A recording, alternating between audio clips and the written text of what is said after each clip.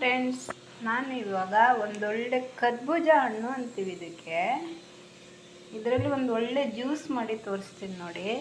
ಇದನ್ನು ಕ್ಲೀನಾಗಿ ಕಟ್ ಮಾಡಿ ಸಿಪ್ಪೆ ತೆಗೆದು ಕಟ್ ಮಾಡ್ಕೊಂಬಿಡ್ಬೇಕು. ಈ ಥರ ನೋಡಿ ಫ್ರೆಂಡ್ಸ್, ಈ ಥರ ಕಟ್ ಮಾಡ್ಕೊಂಬಿಡ್ಬೇಕು. ಇದನ್ನು ಮಿಕ್ಸಿ ಜಾರಿಗೆ ಹಾಕ್ಕೊಂಬಿಡ್ಬೇಕು. ಜ್ಯೂಸ್ ಮಿಕ್ಸಿಗೆ ಹಾಕ್ಕೊಂಬಿಡ್ಬೇಕು. ಆಮೇಲೆ ಇದಕ್ಕೆ ಸ್ವಲ್ಪ ಬೆಲ್ಲ, ಸ್ವಲ್ಪ ಏಲಕ್ಕಿ ಈ ಥರ ಪುಡಿ ಮಾಡಿ ಇಟ್ಕೊಂಡ್ಬಿಡ್ಬೇಕು. ಇವೆರಡನ್ನೂ ಇದಕ್ಕೆ ಮಿಕ್ಸಿಗೆ ಮಿಕ್ಸ್ ಮಾಡ್ಕೊಂಡ್ಬಿಡ್ಬೇಕು. ನುಣ್ಣಗೆ ರುಬ್ಕೊಂಡ್ಬಿಡ್ಬೇಕು.